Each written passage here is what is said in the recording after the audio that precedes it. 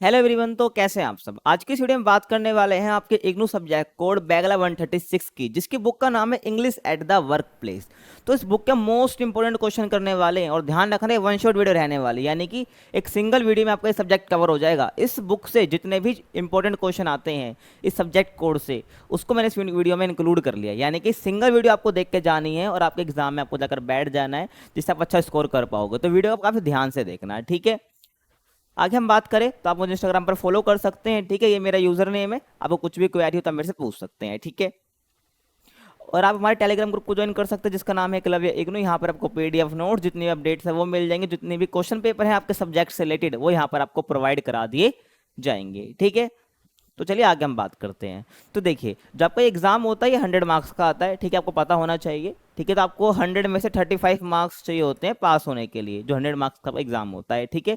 और इस जो इंग्लिश सब्जेक्ट है आपका, ये इसमें आपका रीडिंग कॉम्प्रिहेंशन नहीं आता है, जो मेनली हर हमें सब्जेक्ट में देखने को मिलता है जो इंग्लिश का है, तो उसमें रीडिंग कॉम्प्रिहेंशन आता है। लेकिन बैगला 136 में, बैगला 136 में आपका रीडिंग कॉम्प्रिहेंशन नहीं आता है, ठीक है। तो इसमें जो पहला क्वेश्चन होता है मैचिंग का होता है, ठीक है। आपको क्या करना होता है, यहाँ पर कुछ वर्ड दे देंगे तो आपको उसके मीनिंग से क्या करना होता है, मैच करना होता है, ठीक है। या तो फिल इन द ब्लैंक्स आ जाएगा आपका फर्स्ट क्वेश्चन की जगह पे, ठीक है, इसकी जगह पे। आया समझ। तो आपको यहाँ पर कुछ वर्ड दे रखे हैं और यहाँ पर इसकी मीनिंग दे रखी है। तो इस क्वेश्चन को करने के लिए ना आपकी वोकैब अच्छी होनी चाहिए। क्या होनी चाहिए, आपकी वोकैबुलरी अच्छी होनी चाहिए, ठीक है। उसके बिना आप इस क्वेश्चन को कर ही नहीं पाओगे। अगर आपको एक दो का पता तो उसको पहले आप कर लो, उसके बाद आप गैस कर सकते हो इसका ये हो सकता है, ठीक है। बाकी इसको तो मैं कितना भी करा लूँ आपको, लेकिन आपको क्या वोकैब जितनी अच्छी होगी आप उसी को जब अच्छे से कर पाओगे, ठीक है ना।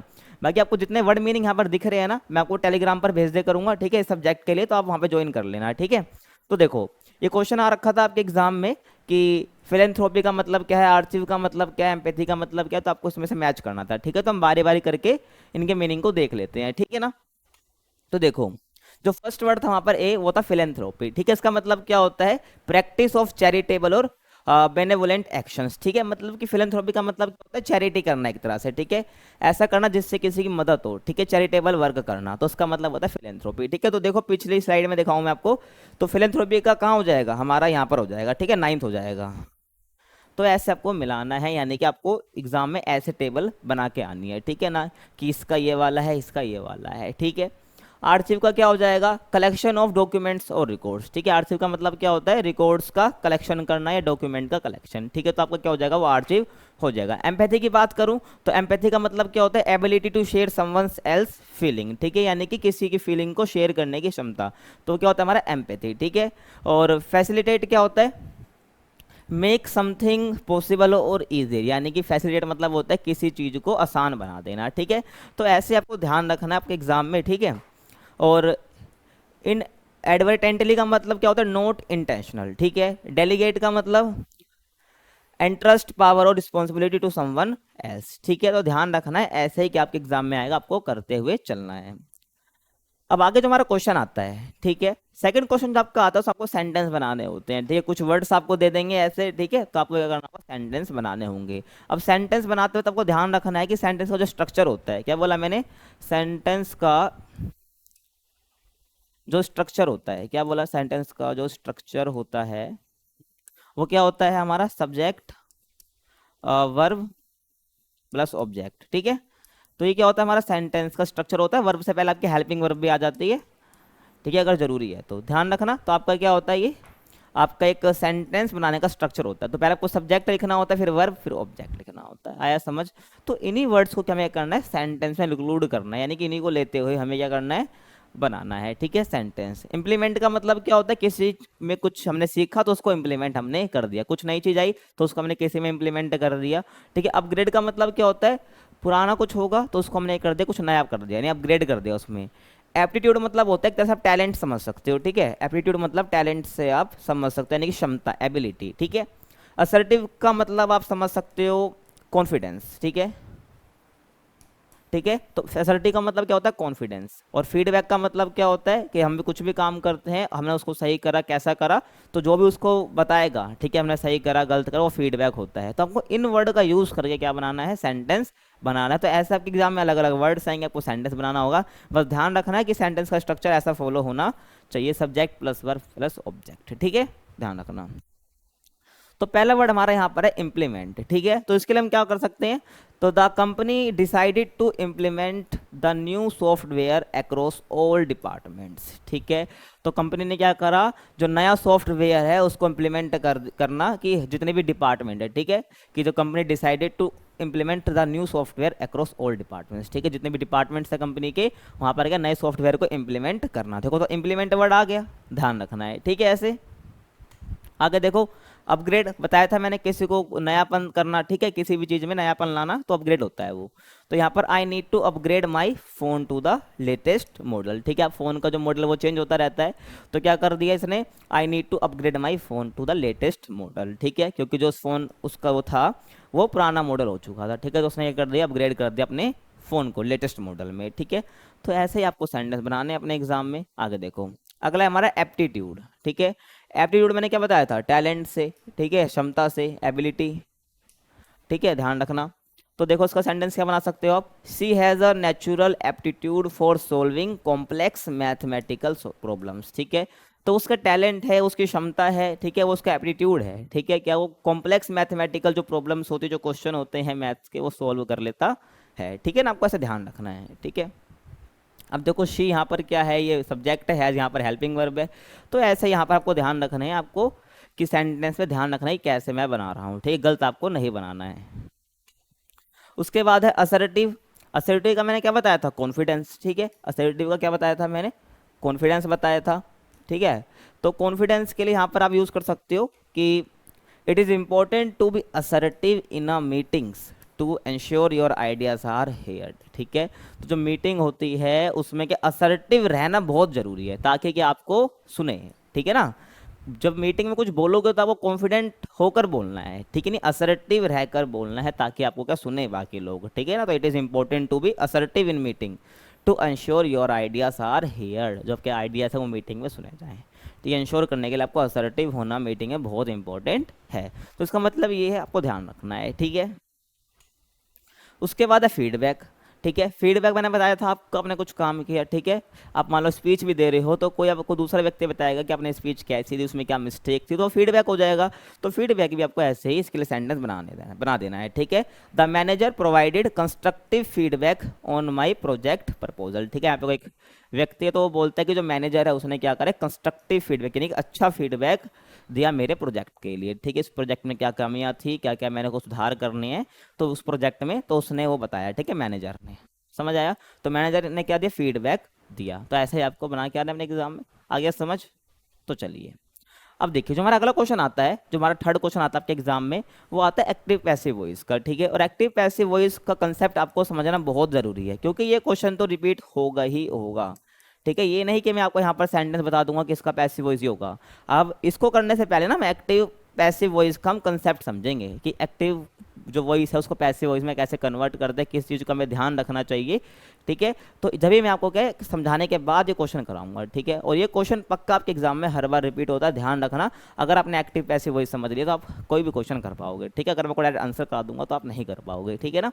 और इसलिए ध्यान रखना है कि जो आपका एक्टिव पैसिव वॉइस होता है और इससे पहले आपको क्या टेंस की नॉलेज होनी चाहिए मेनली, ठीक है। थोड़ी बहुत चल जाएगी, बस आपको पता होना चाहिए कि टेंस में क्या क्या होता है, कौन सा हेल्पिंग वर्ब बोलते हैं, तो इजीली आप क्या एक्टिव पैसिव वॉइस सीख लोगे, ठीक है ना। तो ध्यान रखना। देखो, when changing from active to passive voice the subject of the sentence becomes the object and जो सब ऑब्जेक्ट होता है वो सब्जेक्ट बन जाता है। क्या बोला, कुछ समझता ही नहीं होगा आपको। देखो यहाँ पर बोला है कि जब हम एक्टिव से, क्या बोला, जब हम एक्टिव से पैसिव बनाते हैं, क्या बोला मैंने, जब एक्टिव से हम पैसिव बनाते हैं, जो ऑब्जेक्ट होता है सेंटेंस का, ठीक है, वो क्या बन जाता है, सब्जेक्ट बन जाता है, ठीक है। और जो सब्जेक्ट होता है सेंटेंस का वो क्या बन जाता है, ऑब्जेक्ट बन जाता है, ठीक है। जब हम एक्टिव से हम पैसिव बनाते हैं तो क्या होता है, ऑब्जेक्ट जो है सब्जेक्ट बन जाता है सेंटेंस का, और जो सब्जेक्ट होता है वो ऑब्जेक्ट बन जाता है। ये आपको जब क्वेश्चन जब आपके एग्जाम में आ रखे वो कराऊंगा तब आपको समझ आ जाएगा, ठीक है। तो बस आपको ये ध्यान रखना है कि सेंटेंस का जो ऑब्जेक्ट होगा वो सब्जेक्ट बन जाएगा, ठीक है। और सब्जेक्ट जो ऑब्जेक्ट बनता है ना, उसको भी हम तब लगाएंगे जब क्या है, वो सब्जेक्ट अगर जरूरी है, ठीक है, ध्यान रखना। आ गया समझ। तो यहाँ पर यही सब लिखा जो मैंने आपको बता दिया है, ठीक है।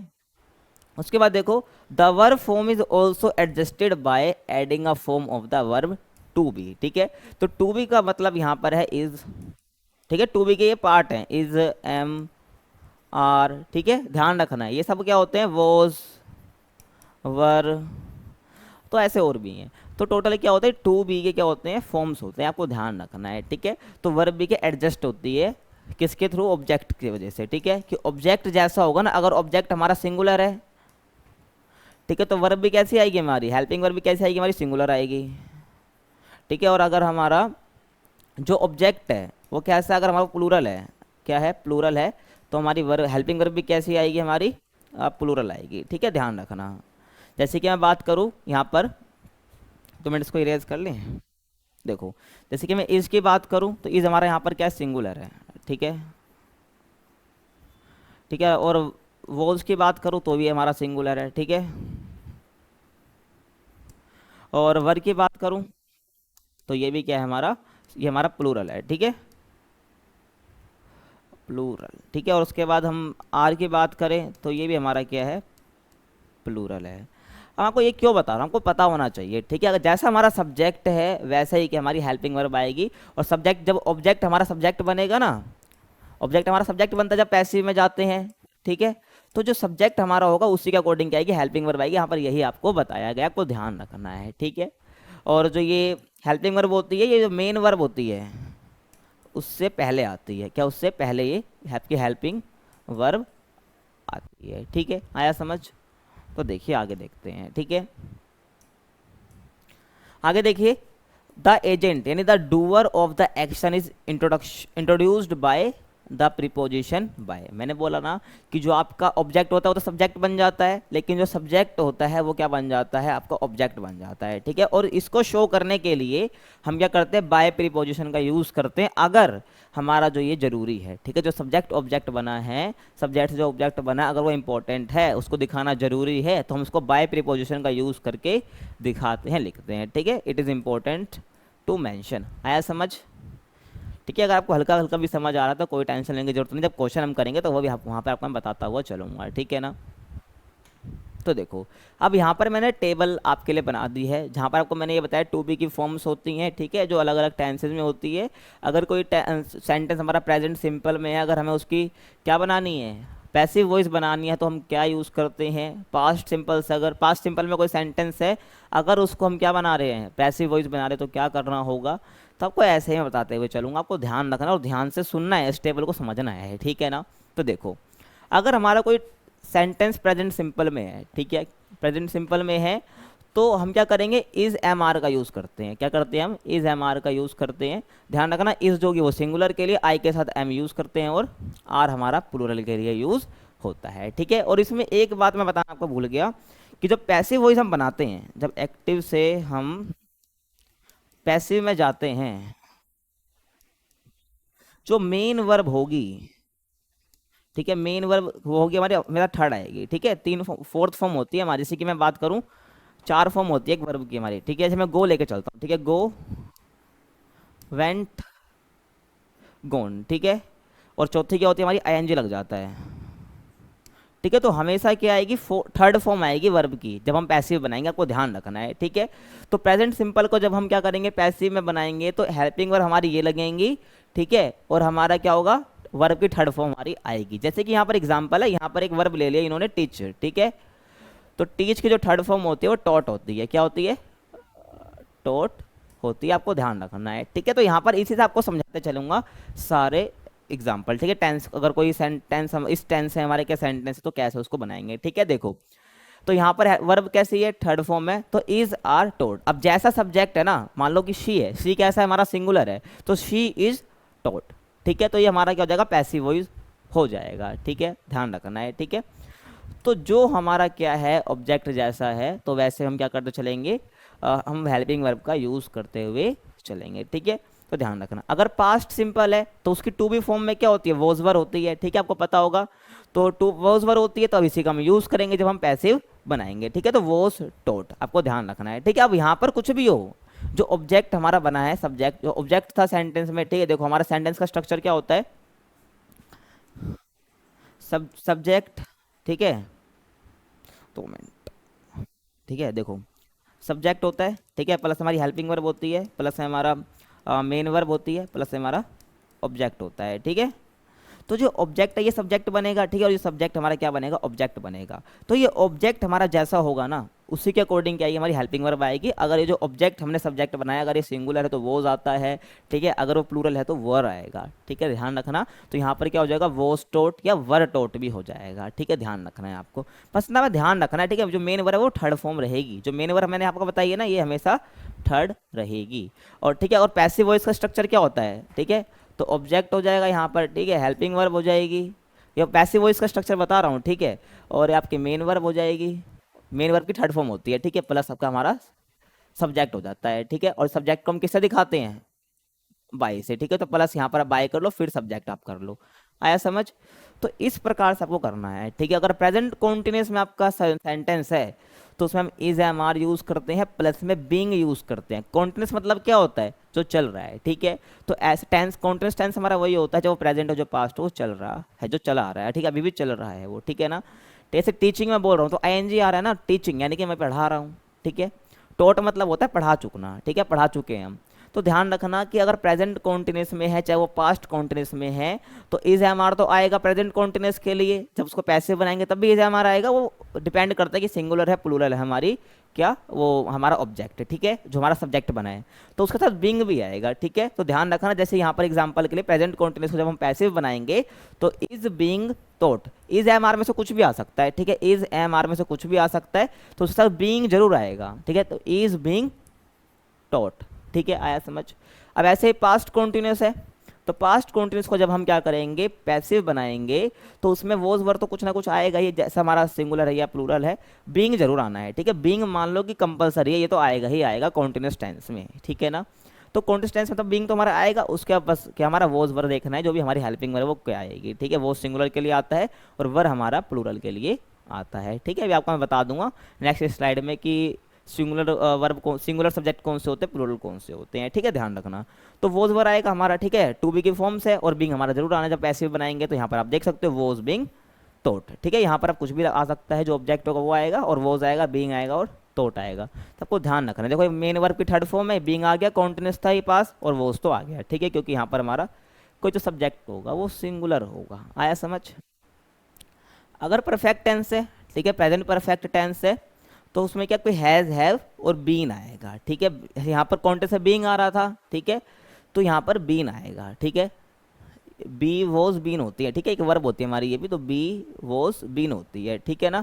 तो और फोर्थ हमारी होती है बीइंग, तो कॉन्टेक्स्ट से बीइंग आती है। और थर्ड जो हमारा परफेक्ट टेंस होता है, ठीक है, चाहे वो प्रेजेंट परफेक्ट हो, चाहे वो हमारा पास्ट परफेक्ट हो, तो उसमें क्या आता है, हमारा बीन आता है, ठीक है। हेल्पिंग वर्ब या हैज है हमारी हेल्पिंग वर्ब है, तो उसके साथ हमारा बीन भी आता है जब हम पैसिव बनाते हैं, तो ठीक है। जैसे यहाँ पर हैज बीन टोट दे दिया, ठीक है, तो यहाँ पर हैज हमारी हेल्पिंग वर्ब है, बीन तो कंपलसरी है, और टोट हमारा मेन वर्ब की थर्ड फॉर्म होगी, ठीक है। यहाँ पर हमारा जो है ऑब्जेक्ट, जो सब्जेक्ट बना तो वो यहाँ पर आ जाएगा, ठीक है। उसी के अकॉर्डिंग हमारी हेल्पिंग वर्ब आएगी, और मेन ये हमारा बीन तो आना ही है, और टोट हमारी रहेगा ही रहेगा, जो भी हमारी वर्ब है वो थर्ड फॉर्म उसकी आनी है। अगर फ्यूचर सिंपल है तो फ्यूचर सिंपल में क्या होता है, विल भी आता है, ठीक है, जैसे कि हमारा विल बी थॉट, ठीक है। फ्यूचर सिंपल है तो हम हेल्पिंग वर्ब जो यूज़ करेंगे टू बी की, वो विल भी यूज़ करेंगे, ठीक है। और हमारी मेन वर्ब की थर्ड फॉर्म तो रहेगी, तो विल बी थॉट हमारा ये हो जाएगा। अगर कोई मॉडल वर्ब है, मॉडल वर्ब क्या होता है, जैसे can, should, must, ought to, ठीक है, तो हमारी क्या होती है, मॉडल्स होती हैं, ठीक है, मॉडल वर्ब्स होती हैं। तो उसमें कैन, शुड और बी, ठीक है, मतलब कि कोई हमारी मॉडल वर्ब और उसके साथ बी आएगा, ठीक है। क्या बोला मैंने, मॉडल, ठीक है, वर्ब प्लस बी, और प्लस मेन वर्ब की थर्ड फॉर्म, ठीक है, ध्यान रखना। तो ऐसे क्या बनेगा, हमारा पैसिव बनेगा, जैसे कि यहाँ पर आ गया हमारा कैन बी टॉट, ठीक है। तो बी तो आना ही आना है, ठीक है, मॉडल वर्ब के साथ, और हमारा यहाँ पर जो मॉडल वर्ब वो आएगी, और टॉट यानी कि हमारी मेन वर्ब की थर्ड फॉर्म आएगी। तो ये टेबल मैंने आपको समझा दिया, टेंस के अकॉर्डिंग हमारी क्या हेल्पिंग वर्ब देखी जाएगी, और उस हेल्पिंग वर्ब भी प्लूरल आएगी, सिंगुलर आएगी, वो क्या देखा जाएगा, हमारा ऑब्जेक्ट जो सब्जेक्ट बना था वो सिंगुलर है या प्लूरल है, उसके हिसाब से आएगी। और मेन वर्ब हमारी थर्ड फॉर्म हमेशा रहेगी, जो मेन वर्ब है वो क्या रहेगी, हमारी थर्ड फॉर्म रहेगी। आई होप आपको समझ आ गया होगा, ठीक है। अब आगे देखो, मैंने आपको बोला था कि मैं बताऊंगा कि आपके सिंगुलर और प्लूरल सब्जेक्ट कौन से होते हैं। देखो जैसे कि मैं बात करूं, हमारे सब्जेक्ट होते हैं आई, ठीक है, शी, ही, इट, दे, ठीक है, वी, तो ऐसे आपके कोई नेम ले लो, ठीक है, राम ले लो, कोई भी नेम का, ठीक है। और आपका कुछ रह गया यहाँ पर, ठीक है, ये हो गया मेनली, ठीक है। तो देखो आई हमारा यहाँ पर क्या, एक व्यक्ति की बात नहीं बोल रहा हूँ आई, ठीक है। तो यहाँ पर आई कैसा, यहाँ पर सिंगुलर है, तो आई के संग हमेशा क्या आता है, एम आता है, ठीक है, ध्यान रखना आई के साथ हमेशा एम आता है, आपको पता होना चाहिए। आई सिंगुलर तो एम एक तरह से सिंगुलर वर्ब हो जाएगी, हेल्पिंग वर्ब, ठीक है। और शी कैसा है हमारा, मैं बोल रहा हूँ वह है, तो यहाँ पर दो व्यक्ति की बात तो मैं कर नहीं रहा हूँ, तो यहाँ पे शी मतलब ये भी सिंगुलर है, तो सिंगुलर के साथ क्या आएगा, इज आएगा, ठीक है। ही भी क्या सिंगुलर है, सी लड़कियों के लिए यूज होता है, ही हमारे यहाँ पर मेल के लिए यूज होता है, तो यहाँ पर क्या हो जाएगा, ही के साथ भी क्या आ जाएगा, इज आ जाएगा। तो देख रहे हो जैसा यहाँ पर क्या है, ऑब्जेक्ट है, ठीक है, मतलब कि सब्जेक्ट है, वैसे ही हमारी क्या हेल्पिंग वर्ब आ रही है। मान लो कि किसी ने वो काम करा, तो यहाँ पर राम है, ठीक है, राम यहाँ पर क्या सिंगुलर है, कोई भी नाम हो सकता है, ठीक है, वो सिंगुलर है, तो यहाँ पर भी क्या आएगा, इज आएगा, ठीक है, या तुम्हारा वोज आ जाएगा, ठीक है। यहाँ इस कंटेक्स्ट में तो एम तो आएगा ही आएगा, ठीक है। और यहाँ पर शी के साथ भी क्या आ जाएगा, वोज आ जाएगा, ठीक है। ही के साथ ही हमारा क्या आ जाएगा, वोज आ जाएगा, लेकिन इट के साथ ही हमारा क्या आ जाएगा, इज आ जाएगा, वोज आ जाएगा, क्योंकि हमारी देखो ना सिंगुलर है, और दे हमारा क्या है, हमारा प्लूरल है, दे यानी वे में बहुत सारे लोग आ गए, ठीक है। तो दे क्या है यहाँ पर, दे आर हो जाएगा या दे वर हो जाएगा, आया समझ। वी भी क्या है, प्लूरल, यानी वी का मतलब क्या होता है, हम, तो वी का मतलब हम होता है, तो ये भी प्लूरल है, तो यहाँ पर भी क्या आ जाएगा, आर आ जाएगा, वर आ जाएगा।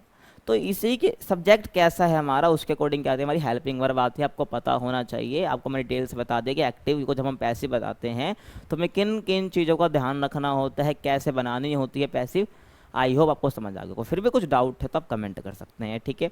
तो चलिए आगे चलते हैं। तो देखिए पहला जो सेंटेंस हमारा वहां पर दे रखा था, क्या दे रखा था, Charles Dickens road the novel Great expectation. क्या बोला है यहाँ पर, जो चार्ल्स डिकेंस है उसने क्या लिखी है, नोवेल लिख रखी है, इसका नाम क्या, ग्रेट एक्सपेक्टेशन, ठीक है, समझ आ गया। तो हमें क्या बनाना है, इसको पैसिव बनाना है। क्या बनाना है, पैसिव बनाना है। तो क्या ध्यान रखना पड़ेगा इसमें, तो देखो, तो पैसिव वॉइस हम बनाएंगे इसकी।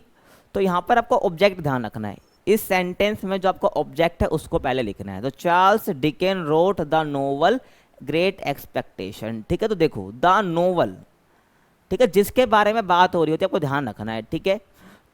लिख रहा है, जो लिख रहा है, मान लो कि लिखा ना कि चार्ल्स डिकेंस रोट, तो ये तो हमारा सब्जेक्ट है, ये बनेगा ऑब्जेक्ट हमारा, ठीक है ना। जो सब्जेक्ट है वो ऑब्जेक्ट बनता है, और जो ऑब्जेक्ट होता है वो सब्जेक्ट बनता है, यानी कि जिसके बारे में बात हो रही होती है हमारा ऑब्जेक्ट होता है। तो यहाँ पर द नोवेल जिसका नाम है ग्रेट एक्सपेक्टेशन, तो ये क्या है हमारा, यहाँ पर ये हमारा हो गया ऑब्जेक्ट, ठीक है। तो मैं इसको क्या बना दूंगा, सब्जेक्ट बना दूंगा। मैंने बताया था ना कि जो ऑब्जेक्ट है वो क्या बन जाता है, हमारा सब्जेक्ट बन जाता है। तो देखो द नोवेल ग्रेट एक्सपेक्टेशन, ठीक है, मैंने भी यही तो करा है, द नोवेल ग्रेट एक्सपेक्टेशन मैंने यही करा है। मैंने ऑब्जेक्ट को क्या बना दिया, यहाँ पर एक ऑब्जेक्ट था हमारा, तो मैंने इसको क्या बना दिया, सब्जेक्ट बना दिया। उसके बाद हमारी यहाँ पर आ गई हेल्पिंग वर्ब, यानी कि टू बी की फॉर्म जो थी यहाँ पर, the novel Great expectation. Object जो मैंने सब्जेक्ट, जो हमारा ऑब्जेक्ट है वो सब्जेक्ट बना, ये कैसा नोवेल, एक ही नोवेल की बात हो रही है, तो नोवेल हमारे यहाँ पर सिंगुलर, तो वर्ब कैसी आएगी, हेल्पिंग वर्ब हमारी सिंगुलर आएगी, तो वो क्या हमारी सिंगुलर वर्ब है, ध्यान रखना, ठीक है। और रिटर्न बाय, देखो राइट है, ठीक है, राइट की थर्ड फॉर्म होती है रिटर्न, ठीक है। तो मेन वर्ब की यहाँ पर कौन सी form I, third form I, जैसा मैंने आपको बताया वो यूज हो रहा है, ठीक है। हेल्पिंग वर्ब आई और मेन वर्ब की थर्ड फॉर्म हमारी हमेशा रहेगी। और किसके द्वारा लिखी गई, बाय चार्ल्स डिकेंस, ठीक है। तो ये हमारा चार्ल्स डिकेंस क्या था, एक्टिव में हमारा सब्जेक्ट था, लेकिन हमने पैसिव बनाई तो क्या बन गया, ये हमारा ये बन गया ऑब्जेक्ट बन गया, आया समझ। और बाय प्रीपोजिशन से इसको हमने जोड़ दिया, क्योंकि ये बताना बहुत जरूरी है कि किसने इसको लिखा है, आया समझ। और यहाँ पर आप देख सकते हो चार्ल्स डिकेंस वो road the novel Great Expectation, ठीक है। तो हमारा किस में है, ये कौन सा टेंस है ये आपको पता होना चाहिए। तो ये हमारा हो जाएगा, ये हमारा हो जाएगा पास्ट सिंपल, ठीक है। क्या हो जाएगा हमारा पास्ट सिंपल में क्या है हमारा, ये पास्ट सिंपल में हमारा ये टेंस था, तो यहाँ पर हमने वो उसका यूज़ करके हमने बना दिया यहाँ पर, मतलब हेल्पिंग वर्ब वो यूज़ करी, और थर्ड फॉर्म तो रहेगी, तो हमने पैसिव बना दिया, ऑब्जेक्ट को सब्जेक्ट बनाया, सब्जेक्ट को ऑब्जेक्ट बनाया, और बाय से हमने जोड़ दिया। कोई दिक्कत है यहाँ तक, अब खुद आप बना पाओगे, ठीक है। तो एक्सप्लेनेशन यहाँ पर देख सकते हो, यही मैंने आपको बताया है। अगला जो आता है हमारे एक्टिव वॉइस का, the Mughal emperor Shah Jahan built the Taj Mahal. अब खुद आप बताओगे, कमेंट करो यहीं पर ही कि इसमें ऑब्जेक्ट क्या है, ठीक है। The Mughal emperor Shah Jahan built the Taj Mahal, किसके बारे में बात हो रही है, ताजमहल के बारे में। किसने बनाया? मुगल एम्परर ने। तो मुगल एम्परर शाहजहां, ये हमारा क्या है? सब्जेक्ट है, ठीक है। बिल्ट हमारी क्या है? वर्ब है। ताजमहल क्या है? हमारा ऑब्जेक्ट है, ठीक है ना। तो ताजमहल क्या आ जाएगा? सब्जेक्ट की जगह पर आ जाएगा, ठीक है। तो देखो, ठीक है, द ताजमहल आया ना, ये सब्जेक्ट था हमारा, सॉरी ऑब्जेक्ट था हमारा।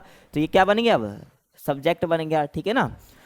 तो सेंटेंस के स्टार्टिंग में सब्जेक्ट ही आता है, तो ऑब्जेक्ट हमारा सब्जेक्ट बन गया, द ताजमहल वोज, ठीक है। देखो वोज क्यों है? क्योंकि हमारे सिंपल पास्ट में है, ठीक है। द ताजमहल वोज बिल्ट, ठीक है। ये हमारी ऑलरेडी क्या है? थर्ड फॉर्म है, ध्यान रखना, ठीक है। तो built by the Mughal emperor Shah Jahan, ठीक है। जो ये सब्जेक्ट था मुगल एम्परर शाहजहां, ये हमारा सब्जेक्ट था, अब क्या बन गया? ये ऑब्जेक्ट बन गया, ठीक है।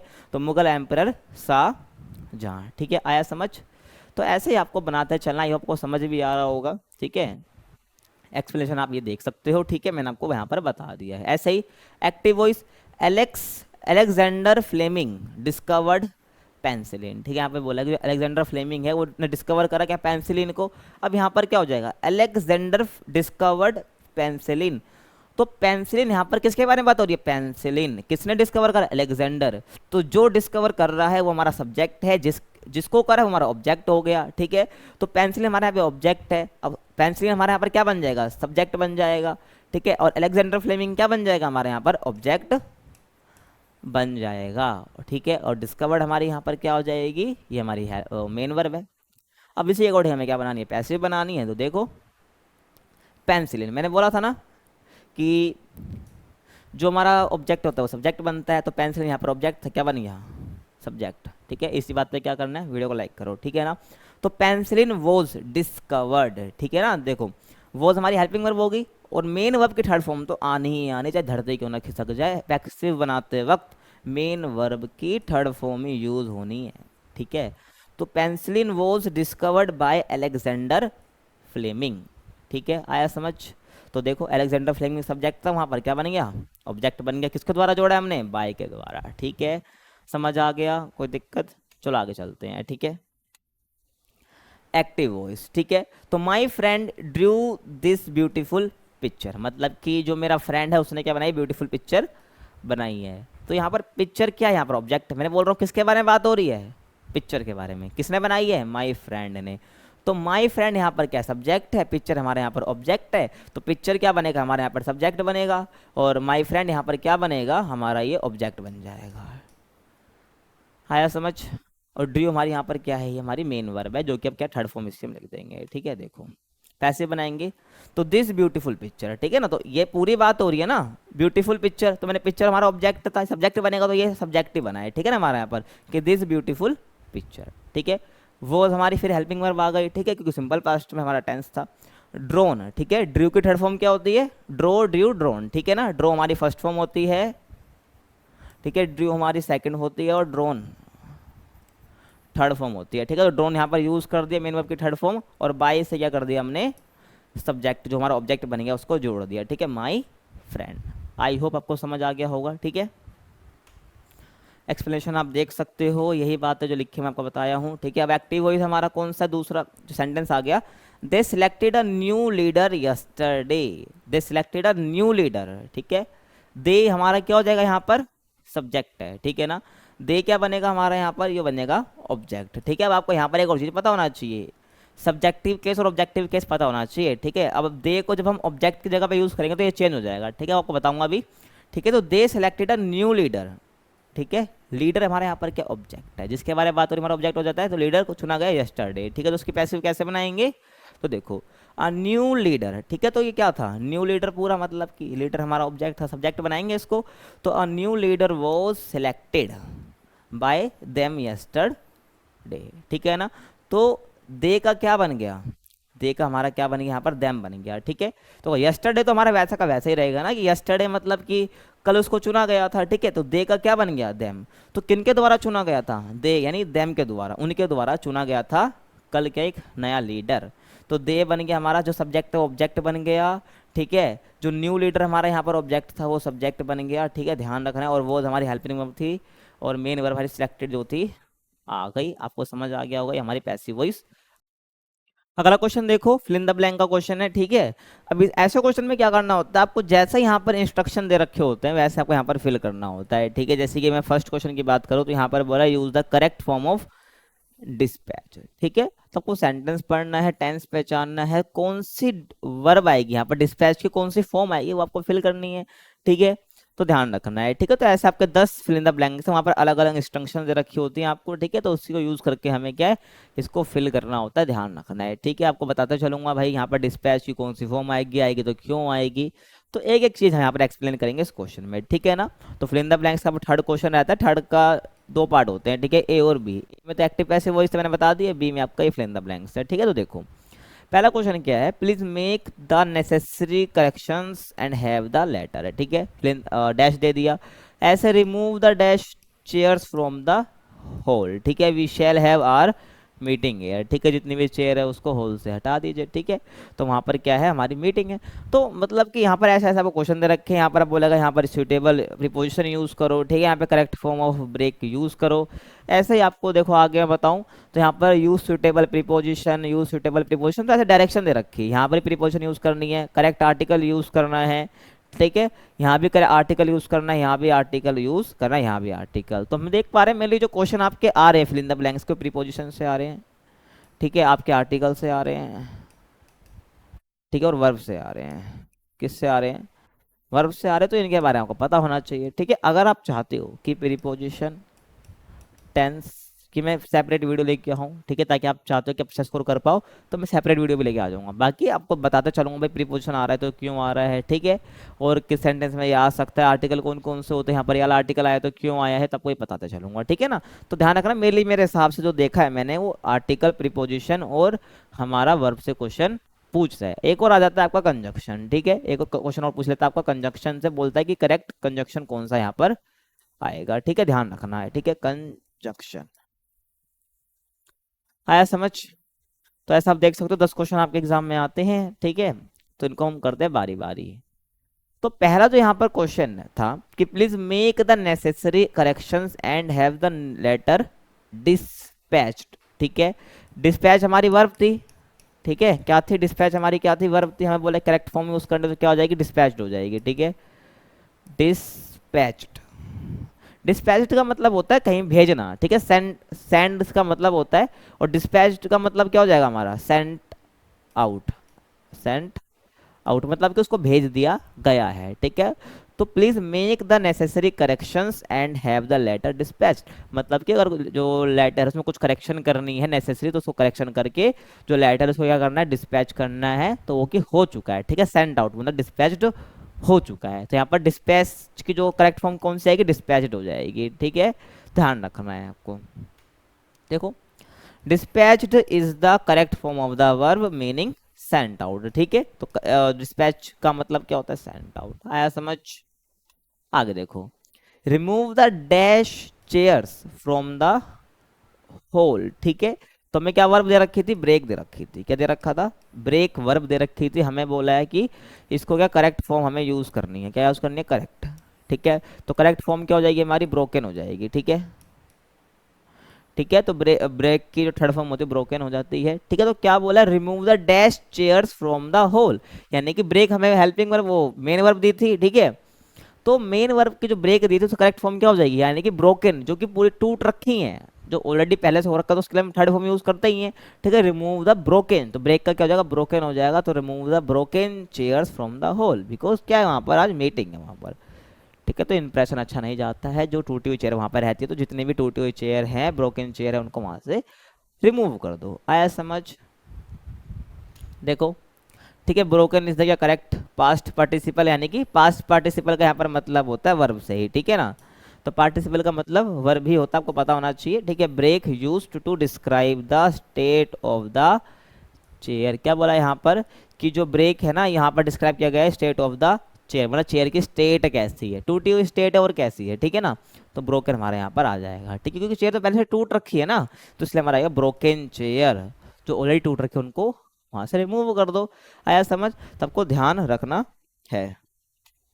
आगे देखो, द लिटिल बॉय, हमारे सेंटेंस है, ठीक है, आप देख सकते हो जो मैंने पीछे दिखाया था वही सेंटेंस यहाँ पे मैं ले रहा हूँ। The little boy is afraid dash of the dog, तो यहाँ पर हमें करेक्ट प्रीपोजिशन यूज करना था, ठीक है, क्या करेक्ट, करेक्ट प्रीपोजिशन यूज हमें करना था। तो यहाँ पर क्या आ जाएगा हमारा, ऑफ आ जाएगा, ठीक है। The little boy is afraid dash the dog, तो ध्यान रखना अफ्रेड के साथ ना, हमेशा अफ्रेड के साथ, ठीक है, हमारा क्या आता है, हमेशा ऑफ आता है, ठीक है। अफ्रेड के साथ हो गया, चाहे हमारा फियर हो गया, ठीक है, फियर, फियर ऑफ होता है, अफ्रेड ऑफ होता है, तो ध्यान रखना अफ्रेड के संग हमारा ऑफ आता है। तो the little dog boy is afraid of the dog, और ऑफ हमारी क्या प्रीपोजिशन, तो करेक्ट प्रीपोजिशन हमें लगानी थी, तो अफ्रेड के संग हमारा ऑफ आता है, तो the little boy is afraid of the dog. जो लिटिल बॉय था, जो छोटा लड़का था, जो बच्चा था, वो डरा हुआ था किससे, डॉग से, आपको ध्यान रखना है, ठीक है।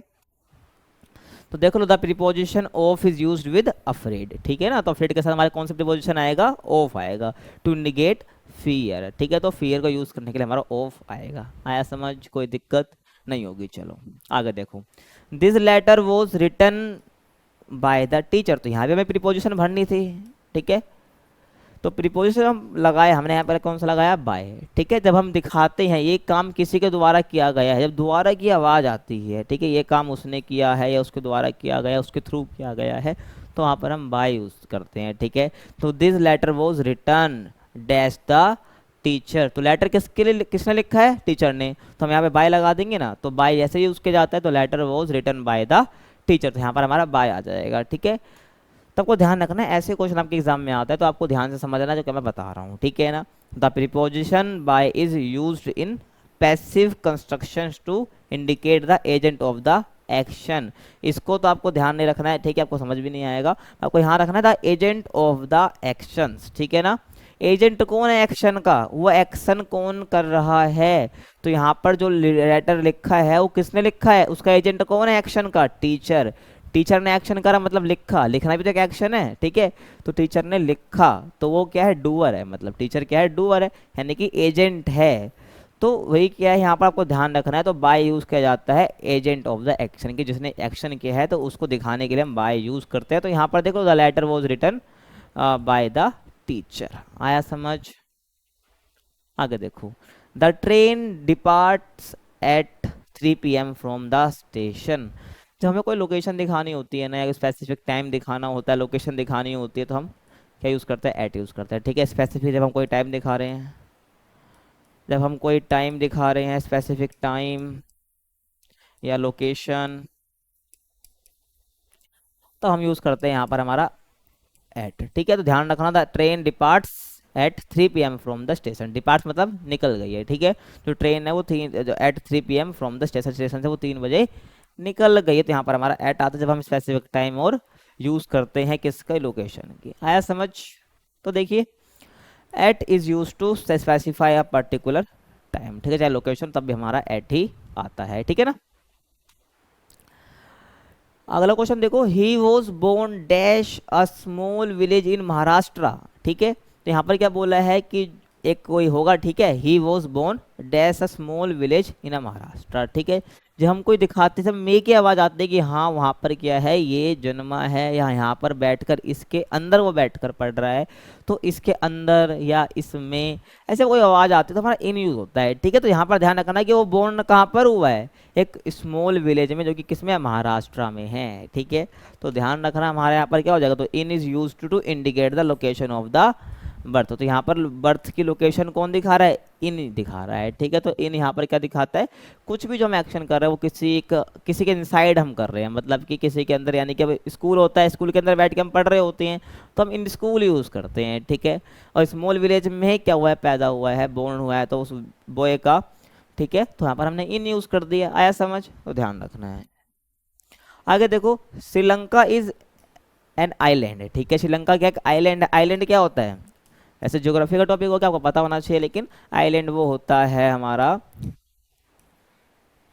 जो कि चारों तरफ से पानी से घिरा होता है, ठीक है, वाटर से सराउंडेड होता है, तो वहां पर हमारा आइलैंड उसको बोलते हैं। तो श्रीलंका क्या एक आइलैंड है, तो यहाँ पर हमें आर्टिकल भरना था, करेक्ट, क्या भरना था, आर्टिकल हमें फिल करना था, ठीक है। तो आर्टिकल हमारे कौन कौन से होते हैं, एक बार मैं रेज कर लूँ इसको, ठीक है। तो आर्टिकल हमारे कौन कौन से होते हैं, ए एन द हमारे आर्टिकल होते, 3 आर्टिकल होते हैं, ठीक है। तो आपको ध्यान रखना, बता देता हूँ आपको कि ए कब यूज़ करना है, एन कब यूज़ करना है, दा कब यूज़ करना है।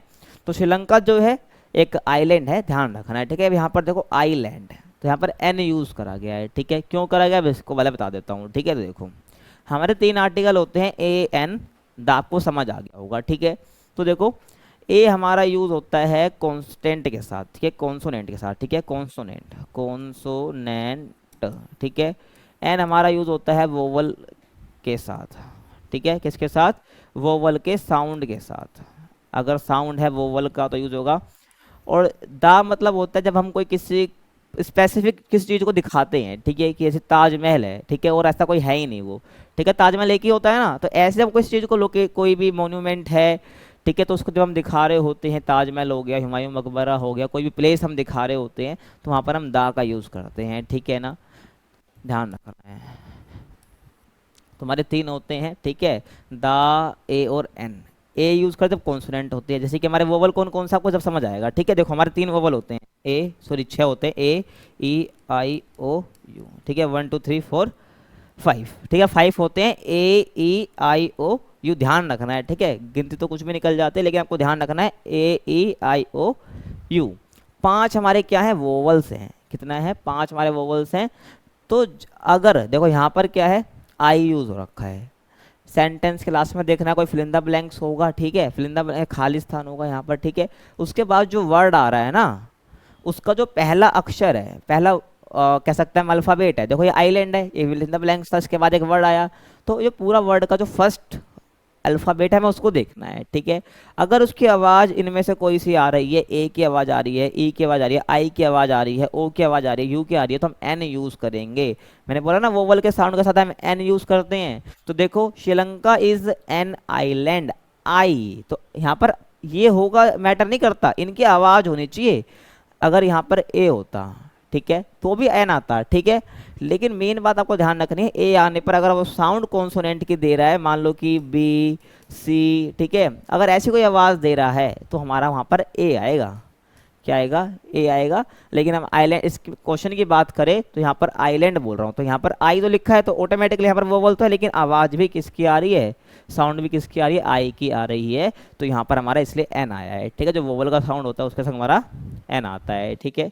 और जब हम कोई सी भी चीज़ को शो करते हैं, ठीक है, वो स्पेशल है अपने आप में ही, तो वहाँ पर हम दा यूज़ करते हैं, ठीक है, समझ आ गया,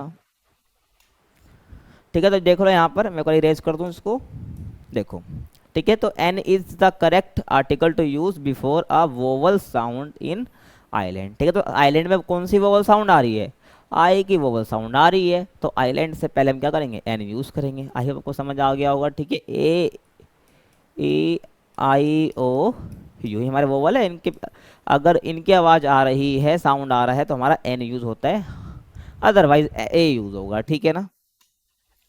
अब यहाँ पर देखो, ठीक है ना, dash Brahmaputra is a mighty river, ठीक है ना।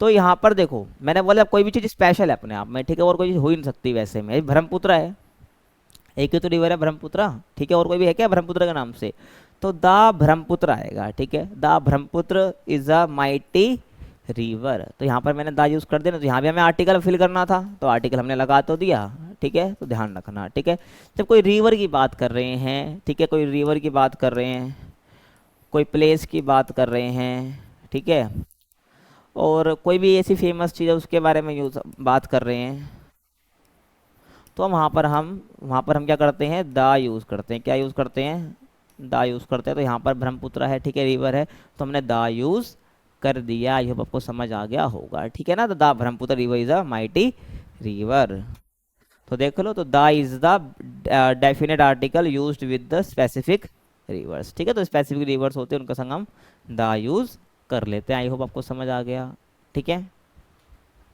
अगला देखो, the American tourist had never seen dash elephant before, ठीक है। यहाँ पर हमने क्या लगाया, एन लगाया, यहाँ पर हमें आर्टिकल फिल करना था, क्या फिल करना था, आर्टिकल, आर्टिकल फिल करना था ना, तो यहाँ पर हमने लगाया एन। अब मैंने बोला था फिल इन द ब्लैंक्स जो है, उस जो ब्लैंक दे रखी जगह उसके बाद जो वर्ड है ना, उसके बाद वर्ड का पहला अल्फ़ाबेट देखो, वो कौन सा है, यहाँ पर ई दे रखा है। इसकी आवाज़ देखो, बोलो एलिफेंट, क्या बोलना है, बोलो एलिफेंट। तो ए की आवाज़ आ रही है, किसकी आ रही है, ए की आवाज़ आ रही है।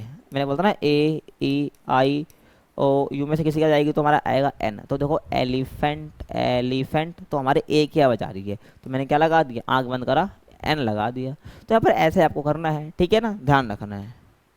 तो an is use before a vowel sound in elephant, ठीक है ना, ध्यान रखना है।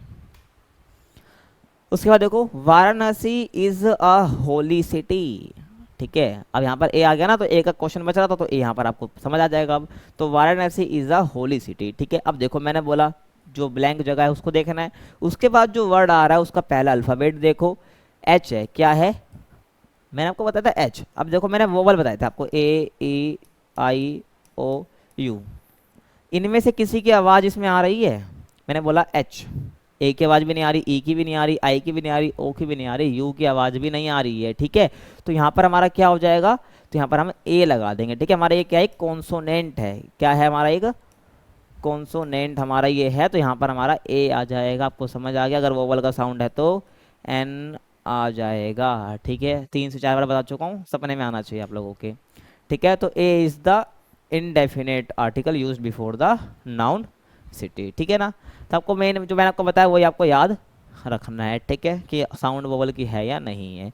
अब यहाँ पर आ गया हमारा अगला क्वेश्चन, ठीक है, कि right short notes on the following about the 150 words each, ठीक है। तो यहाँ पर मैंने एक ही क्वेश्चन नहीं लिया है, ठीक है। आप जितने आपके एग्जाम में आए ना 3 से 4 सालों में 150 वर्ड्स में लिखने के लिए, तो वो मैंने यहाँ पर एक साथ लिख दिया, आपको सब बता दूंगा, ठीक है ना। तो इसी में से आपका एग्जाम में भी आएगा। तो पहले कि हमें लिखना है वर्क प्लेस एटिकेट, यानी कि वर्क प्लेस में कौन कौन से एटिकेट को फॉलो करना चाहिए उसके बारे में आपको लिखना है 150 वर्ड्स में। सेकंड दे रखा difference between a portfolio and a resume, ठीक है ना। तो आपको ध्यान रखना है कि रिज्यूमे और पोर्टफोलियो में क्या डिफरेंस होता है, आपको ये बताना है, ठीक है। और आपको ये बताना ही अगले अगले में हर पेपर से उठाए हैं, ठीक है ना, ध्यान रखना है।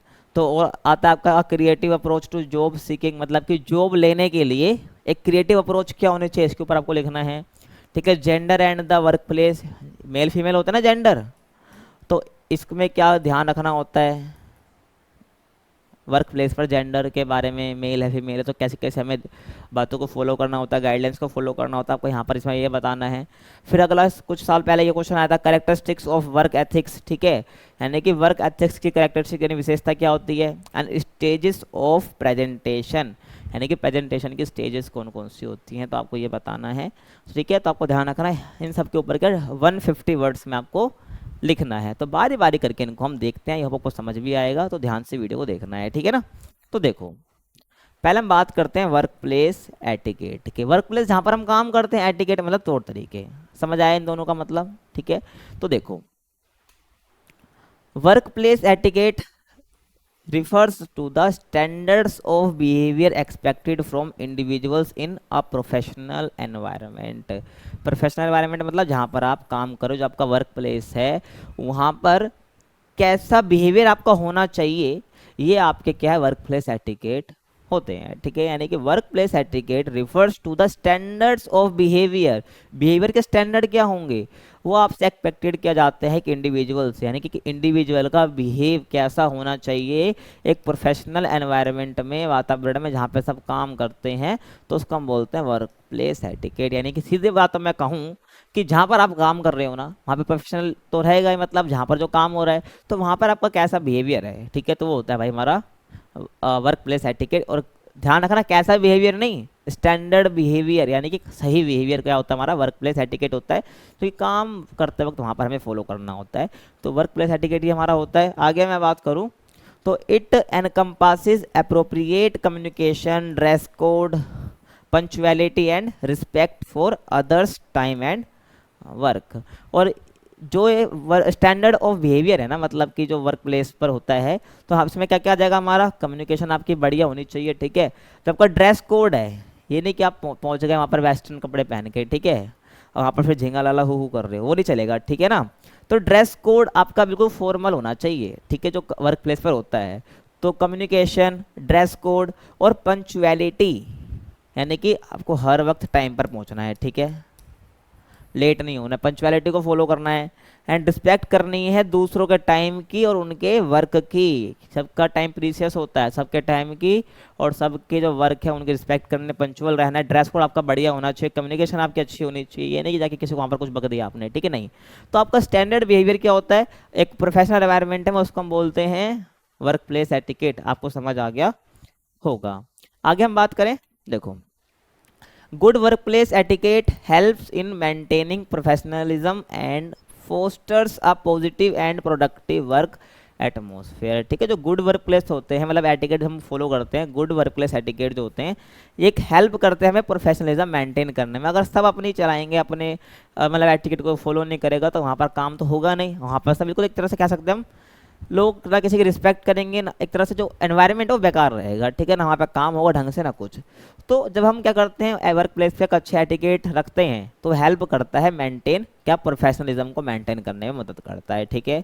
और पॉजिटिव और प्रोडक्टिव एटमोसफेयर बना रहता है, यानी कि वर्क का कैसा एटमोसफेयर बना रहता है, प्रोडक्टिव, ठीक है, प्रोडक्टिव और हमारा कैसा रहता है, पॉजिटिव, ठीक है, पॉजिटिव एटमॉस्फेयर बना रहेगा हमारा। जब हम क्या एटिकेट को मेंटेन करके रखेंगे, इससे हमारा प्रोफेशनलिज्म बढ़ेगा। और तीसरा सपोर्टिव, ठीक है, सपोर्टिव हमारा क्या रहता है, एनवायरनमेंट रहता है वर्क का। आया समझ, ये बात आपको ध्यान रखनी होती है, ठीक है। अगर देखो फॉर इंस्टेंस, ठीक है, मतलब एग्जाम्पल के लिए, one should always greet colleagues politely, यानी कि जो एक है वो आता है और हमेशा करता है, जो उसके कलीग्स होते हैं उनको क्या करता है, पोलाइटली ग्रीट करता है। And be respectful during meetings, और जब मीटिंग होते तो अभी क्या रहता है, रिस्पेक्टफुल रहता है। And avoid using personal devices excessively during work hours, ठीक है। और जब वर्क आवर्स, जब काम करने घंटे जो होते हैं वहाँ पर जो पर्सनल डिवाइस होते हैं उनको यूज़ भी नहीं करता है। तो ये क्या हो जाएगा, ये हमारे एक वर्क प्लेस एटिकेट हो जाएगा। क्या बोला मैंने, वर्क प्लेस एटिकेट हो जाएगा, आपको ध्यान रखना है, ठीक है। समझ आ गया मैं क्या कहना चाह रहा हूँ यहाँ पर। अब जो अगला क्वेश्चन था हमारा, difference between portfolio and a resume, यानी कि रिज्यूमे और पोर्टफोलियो में क्या डिफरेंट होता है, लगभग सेम है बट आपको ध्यान रखना है, ठीक है, थोड़ा बहुत डिफरेंस इनके बीच में होता है। पहला है, देखो रिज्यूमे की बात कर लेते हैं। Resume is a brief document that summarises a person's education, skills and work experience, usually tailored to a specific job application. क्या बोला गया, समझ तो कुछ आया नहीं होगा तुमको, है ना। तो रिज्यूमे क्या होता है, बहुत ब्रीफ होता है, ठीक है। जहाँ पर आप जॉब लेने जा रहे हो वो आपके एजुकेशन के बारे में बता देगा, ठीक है, आपके स्किल्स के बारे में बता देगा, आप किस किस वर्क में आपको एक्सपीरियंस है वो आपको बता देगा, ठीक है। और मेनली कि जो जो आप लेने जा रहे हो ना उससे स्पेसिफिक स्किल्स के बारे में वो बात करता है, फलाना ढिमकाना से कुछ मतलब नहीं होता है, ठीक है। तो रिज्यूमे काफ़ी ब्रीफ इंट्रोडक्शन हो जाएगा आपका एक तरह से, ठीक है, कोई भी जॉब लेने के लिए, ठीक है। तो रिज्यूमे क्या होता है, ब्रीफ डॉक्यूमेंट होता है जो कि क्या समराइज करता है एक पर्सन की एजुकेशन को, उसकी स्किल्स को, उसके वर्क एक्सपीरियंस को। और मेनली मैं बात करूँ usually tailored to a specific job application, ठीक है। मेनली क्या ये एक जॉब के लिए ही यूज़ होता है, समझ आया। आगे देखो, ठीक है, it concise and highlights relevant qualification, ठीक है ना, इसमें फलाना ढिमकाना बातें नहीं होती हैं, इसमें बहुत कंसाइज आपकी इन्फॉर्मेशन मिलती है, ठीक है। मतलब कि it's concise and highlights relevant qualification, आपकी रिलेवेंट और जो मेन क्वालिफिकेशन होती है, रिलेवेंट तो दिखाने और जरूरत भी होती है उसकी, वही यहाँ पर दिखाई जाती है रिज्यूमे में, ठीक है ना, आ गया समझ। और लेकिन पोर्टफोलियो की बात करें, a portfolio on the other hand is a collection of work samples that showcase an individual's abilities, ठीक है, स्पेशली इन क्रिएटिव फील्ड्स, ठीक है ना। तो मतलब कि उसके वर्क सैंपल्स को दिखाना, ठीक है, जितने भी उसने वर्क करे हैं वर्क सैंपल्स को दिखाना एक इंडिविजुअल की एबिलिटी को दर्शाता है ये, ठीक है। तो जब हम सारे सैंपल्स ऑफ वर्क दिखाते हैं तो हमारा पोर्टफोलियो होता है, ये मेनली यूज होता है क्रिएटिव फील्ड्स में, ठीक है। It can include projects, case studies and other documents that demonstrate skills in action, मतलब कि जितना भी उसने वर्क करा है, जितनी उसने केस स्टडी करी है, ठीक है, तो जितने भी उसने काम कर रखे हैं, केस स्टडीज प्रोजेक्ट बना रखे हैं, उन सबको दिखाना, एक व्यक्ति ने जो जो कर रखा है उसको डिटेल में बताना, ठीक है। तो ये क्या हो जाता है, हमारा पोर्टफोलियो हो जाता है, आपको ध्यान रखना है, ठीक है। वर्क सैंपल्स से हम कह देते हैं, तो जब वर्क सैंपल्स दिखाने होते हैं अच्छे से हमारा वो पोर्टफोलियो हो जाता है, ठीक है। और while a resume provides an overview A portfolio gives a detailed look at specific achievements and work outputs. क्या बोला यहाँ पर, रिज्यूमे क्या करता है, एक ओवरव्यू देता है। भाई आपने मान लो कि 12th में इतना परसेंटेज यूज करा, कॉलेज में आपने इसमें पार्टिसिपेट करा, आपके पास ये स्किल है, एक तरह से ओवरव्यू हो गया आपके अचीवमेंट्स का, ठीक है ना। तो वाइल रिज्यूमे क्या होता है, प्रोवाइड्स एन ओवरव्यू, ठीक है ना, जो भी आपने अचीव किया अपने लाइफ में। बट पोर्टफोलियो क्या करता है, gives a detailed look at specific achievement. जो आपने अचीवमेंट किया है ना, उसको बिल्कुल स्पेसिफिक तरीके से डिटेल्ड वर्जन में वो पोर्टफोलियो आपका शो करता है। क्या करता है, शो करता है आपका पोर्टफोलियो डिटेल्ड वर्जन में, ठीक है, डिटेल्ड, ठीक है ना, ध्यान रखना। आया समझ। अब अगला आता है हमारा, वो दो हमारे हो गए, ठीक है। A creative approach to job seeking, यानी ये क्रिएटिव अप्रोच क्या होगी जॉब लेने की, आपको पता होना चाहिए, ठीक है। आपको ये बताना है कि क्रिएटिव अप्रोच क्या है, एक अच्छी अप्रोच क्या है जॉब लेने की, ठीक है, फॉर जॉब सीकिंग। तो देखो, a creative approach to finding a job, यानी कि एक जॉब लेने के लिए क्रिएटिव अप्रोच क्या हो सकती है, means doing more than just sending end resume. मतलब लोग क्या करते हैं आज के टाइम में, उनको जॉब चाहिए होती है, रिज्यूमे सेंड कर देंगे और उनका रिज्यूमे रिजेक्ट हो जाता है। तो ये क्रिएटिव अप्रोच नहीं है, बस रिज्यूमे भी देना, ठीक है। मतलब कि क्या बोला यहाँ पर, creative approach to finding a job means doing more than just sending a resume, मतलब कि सेंडिंग रिज्यूमे भेजने से ज़्यादा कुछ क्रिएटिव करना होगा। तो वो क्या होता है, हमारा क्रिएटिव अप्रोच होता है जॉब सीकिंग के लिए, ठीक है। तो with so much competition it is important to stand out, ठीक है। रिज्यूमे भेजने से काम नहीं चलेगा, इतना कंपटीशन है आज के टाइम पे, अगर इसमें स्टैंड आउट करना है तो हमें क्या करना, कुछ अलग करना होगा, बस रिज्यूमे भेजने से काम नहीं होगा। तो क्रिएटिव अप्रोच क्या होगी उसके बारे में बात कर लेते हैं। देखो, तो फर्स्ट आप बता सकते हो, you can make a personal website और ऑनलाइन पोर्टफोलियो। पोर्टफोलियो मैंने बताया ना, जहाँ आपकी सारी अचीवमेंट दिखाई जाती है डिटेल में, ठीक है। Online portfolio to show off your skill and work. तो आप एक पर्सनल वेबसाइट बना सकते हो, एक ऑनलाइन पोर्टफोलियो बना सकते हो अपने स्किल्स को शो करने के लिए, ठीक है, और वर्क को शो करने के लिए। आया समझ। आगे देखो, ठीक है। Networking is also very important, this means talking to people in the industry using platforms like LinkedIn और going to events where you can meet professionals, ठीक है। बोला है कि तीसरा तरीका क्या हो जाएगा, दूसरा, कि हमें क्या करना है, नेटवर्किंग पर ध्यान देना है, यानी कि लोगों से जुड़ना है, मिलना है, ठीक है। क्रिएटिव अप्रोच होगी, जितने लोगों को आप जानते हो उतनी जल्दी आप जॉब अच्छे से ले पाओगे, ठीक है। आपने देखा होगा जिनकी पहचान बहुत तगड़ी होती है उनको जॉब जल्दी मिल जाती है, ठीक है। उन्हें कुछ आता हो चाहे ना आता हो, ठीक है, आप ये सब जानते हो बहुत अच्छे से, ठीक है ना। तो नेटवर्किंग भी बहुत जरूरी होती है, ठीक है। जितना ज़्यादा आप लोगों से घुल मिलते हो, जितना लोगों को जानते हो, आपको हेल्प भी करती है। तो ये बोला है कि आपको ये करना है, लोगों से बात करनी है, talking to people in the industry, ठीक है। जिसमें आप जॉब चाहना चाहते हो उस इंडस्ट्री में जो जो लोग हैं उनसे क्या करनी है, आपको बात करनी है। और प्लेटफॉर्म का भी यूज़ करना, आपने देखा होगा लोग लिंक्डइन चलाते हैं, ठीक है। लोग क्या चलाते हैं, लिंक्डइन चलाते हैं, वहाँ पर पोस्ट करते हैं, वहाँ पर जॉब की हायरिंग होती है, ठीक है ना। तो आपको ध्यान रखना है, प्लेटफॉर्म यूज़ कर सकते हो लिंक्डइन, ठीक है। और गोइंग टू इवेंट्स, इवेंट्स में जा सकते हो जहाँ पर आप क्या है, लोगों से उनसे मिल सकते हो जो कि प्रोफेशनल्स हैं, ठीक है। तो आपको इवेंट में जाना चाहिए, ये भी क्रिएटिव अप्रोच आपकी हो जाएगी, आपको ध्यान रखना है, ठीक है ना। और देखो, some people even create video resume, ठीक है, वीडियो रिज्यूमे और special projects for the company the they want to work for, showing they are willing to go to the extra mile. मतलब कि यहाँ पर ये बोला है कि जो क्या करते हैं, वीडियो रिज्यूमे सेंड करते हैं या स्पेशली प्रोजेक्ट बना के सेंड कर देंगे कंपनी के लिए, कि दिखाने के लिए कि वो क्या कर सकते हैं, वो आपकी कंपनी के लिए एक्स्ट्रा माइल हो सकते हैं। मतलब ये एक बहुत आपकी कंपनी को आग यहाँ ले जा सकते हैं, ठीक है। ऐसी वीडियो बना के वो बता सकते हैं, ठीक है, प्रोजेक्ट तैयार कर सकते हैं उस कंपनी के लिए। तो डायरेक्ट यही दिखा देना। तो एक क्रिएटिव अप्रोच होगी क्या, जॉब सीकिंग के लिए, किसके लिए, जॉब सीकिंग के लिए, ठीक है। आया समझ। अगला देखो, gender and the work place, ठीक है। Gender and the work place, यानी वर्क प्लेस पे जेंडर का आपको ध्यान रखना होता है, ठीक है ना।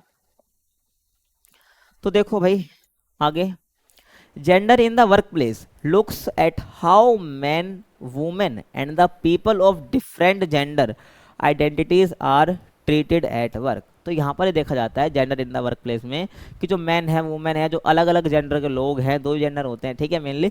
तो उनके आइडेंटिटीज़ को कैसे ट्रीट किया जाता है वर्क पे, ठीक है। वर्क पे यानी कि जहाँ पर वर्क प्लेस है, जहाँ पर आप काम कर रहे हैं, वहाँ पर कैसे देखा जाता है, ट्रीट किया जाता है आइडेंटिटीज़ को, ठीक है। तो देखो भाई, पहला, इन द पास्ट मतलब पुराने टाइम की बात हो रही है, पास्ट में क्या होता था, most jobs were held by man.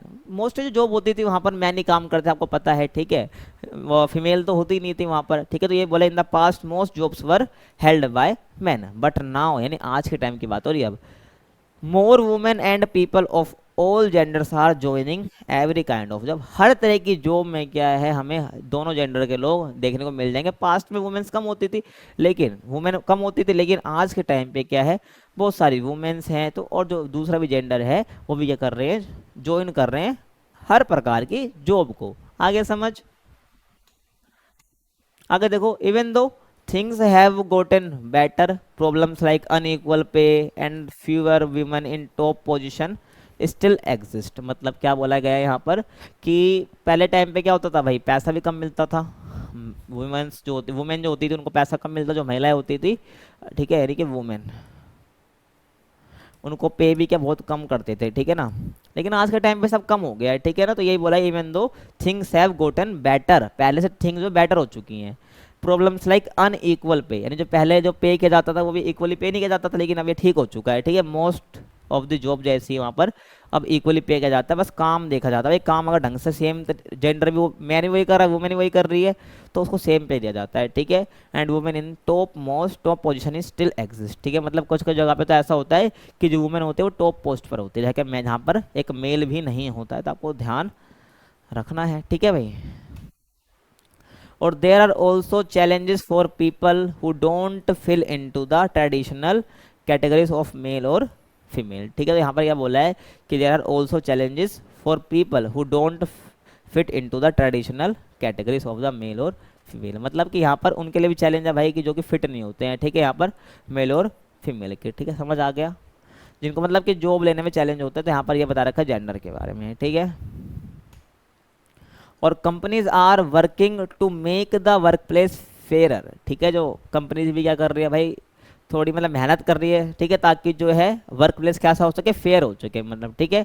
And by offering equal pay, companies भी मतलब कि सोच रही है कि इक्वल पे करना है ताकि फेयर हो सके हर चीज़, ठीक है, अनफेयर कुछ ना हो, ठीक है।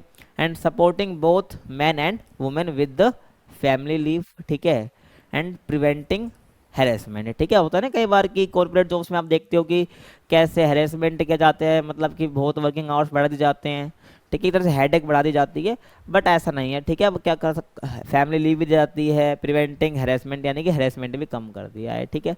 तो ध्यान रखना है, ये वर्क प्लेस में जो जेंडर होता है वहाँ पर इस इसकी बात आपको लिख देनी है भाई कि यहाँ पर अब जेंडर इक्वलिटी हो चुकी है, अनइक्वल जो पे था वो इक्वल हो चुका है, तो ये सब बात आपको बतानी है। और having people of different genders working together also makes companies more creative and successful, ठीक है। जो जेंडर है वो आपस में टुगेदर काम करते हैं, जो अलग अलग जेंडर के लोग हैं वर्किंग टुगेदर हैं वो आज आपस में काम करते हैं एक साथ, तो क्या कर रही है कंपनी को बहुत और भी क्या क्रिएटिव बना रही है और क्या कर रही है, सक्सेसफुल बना रही है, ठीक है। आया समझ, आगे देखो। और solving these problems requires break down old ideas about gender, ठीक है ना।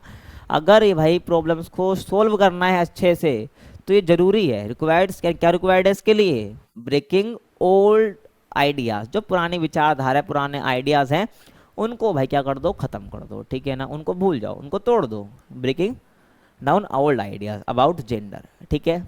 And making sure everyone has the same chances to succeed, और ये मेक श्योर करना कि भाई सबके पास क्या है, सेम चांस है सक्सीड होने के। आया समझ, ठीक है। और solving this problems requires break down old ideas, ठीक है, सब बता दिया है, ठीक है, रिपीट हो गया ये। अगला देखो, ठीक है, करेक्टरिस्टिक्स ऑफ वर्क एथिक्स, ठीक है ना। तो वहां पर हमने बात कर ली, अभी अगला आ गया भाई करेक्टरिस्टिक्स क्या होती हैं वर्क एथिक्स की, ठीक है। तो देखो, work ethics are the values that guide how we work, ठीक है ना। तो वर्क एथिक्स क्या होते हैं, हमें काम कैसे करना चाहिए, तो वर्क एथिक्स हमें गाइड करती है, ऐसी वैल्यूज होती है that guide how we work, हमें वर्क कैसे करना है, ठीक है, काम कैसे करना है भाई, ठीक है, ये हमें सिखाता है वर्क एथिक्स, ठीक है। तो देखो भाई, पहला है responsibility, being reliable and completing task on time, ठीक है। वर्क एथिक्स का भाई पहला टाइम है, जो काम तुम्हें दिया गया उसकी रिस्पॉन्सिबिलिटी पूरी लो, ठीक है, और जो टास्क है उसको पूरे टाइम पर करो, यानी कि ऑन टाइम, ठीक है ना।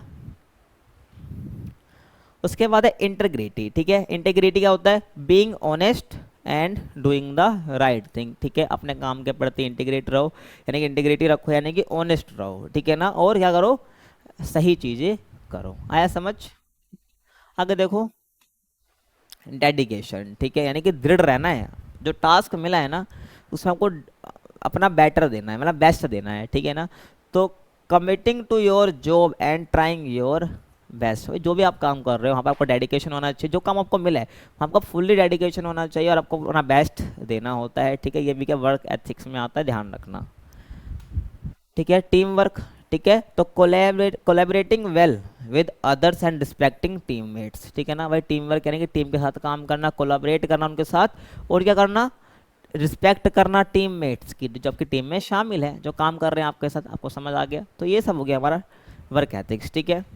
एक और आप यहाँ पर देख लो, प्रोफेशनलिज्म, ठीक है ना, ये नहीं होना चाहिए, ठीक है। यानी कि maintain a positive attitude and dressing appropriately, ठीक है ना। घर के कपड़े मत पहन के चले जाना, फॉर्मल ड्रेस होनी चाहिए, ठीक है, जहाँ पर आप काम करते हो। जैसा भी यहाँ का ड्रेस कोड है तो वैसे आपको कपड़े पहन के जाने होते हैं, ठीक है। तो यानी कि आपको पॉजिटिव एटीट्यूड रखना है, नेगेटिव होना नहीं है, और ड्रेसिंग अप्रोप्रिएटली, ठीक है। ड्रेस कोड आपका अच्छा होना चाहिए, जैसा उस वर्क प्लेस पे रखा गया है, ठीक है। तो ये प्रोफेशनलिज्म शो करता है। तो हमारे वर्क एथिक्स होते हैं भाई, प्रोफेशनल रहना है, टीम वर्क करना है, डेडिकेशन रहना है, इंटीग्रिटी होनी चाहिए, और क्या रह गया हमारा? और हमारा रह गया भाई, ठीक है, रिस्पॉन्सिबिलिटी, ठीक है। और ये मैंने बता ही दिया आपको, ठीक है, समझ आया? अब अगला आता है हमारा स्टेजेस ऑफ प्रेजेंटेशन, ठीक है। ये ध्यान रखना, ये आपके एग्जाम में आएगा। जो मैंने आपको 6 बता रहा हूँ, ठीक है, जिसपे आपको 150 वर्ड्स में लिखना है, इनको कैसे समझ लो, ठीक है ना। इन्हीं में से आएगा स्टेजेस ऑफ प्रेजेंटेशन। इसमें क्या बता सकते हो आप? देखो, प्लानिंग, ठीक है ना। प्रेजेंटेशन का मतलब क्या होता है? किसी चीज़ के बारे में हमें बताना, ठीक है, कुछ भी प्रेजेंट करना, वो प्रेजेंटेशन होती है। तो उससे पहले उसकी प्लानिंग करनी जरूरी हो जाती है, ठीक है ना। तो decide on your topic and what you want to say, तो भाई प्लानिंग करो, टॉपिक क्या है जो प्रेजेंटेशन का, और तुम क्या कहना चाहते हो उस टॉपिक से रिलेटेड, तो आपको ध्यान रखना होता है, प्लानिंग करनी होती है इसकी, ठीक है। उसके बाद प्रिपरेशन, ठीक है ना। Create visual aids and practice your speech, यानी जो आप स्पीच देने वाले उसकी प्रिपरेशन करो, ठीक है। विजुअल एड्स क्रिएट करो, मतलब कि जो प्रेजेंटेशन दे उसके लिए पीपीटी बनाओ, उसमें वीडियो इंक्लूड करो, ठीक है, अलग अलग माइंड मैप बनाओ, ठीक है, और अपनी स्पीच के लिए प्रैक्टिस करो, ठीक है ना। सबको ध्यान रखनी है। आगे देखो, डिलीवरी, ठीक है ना।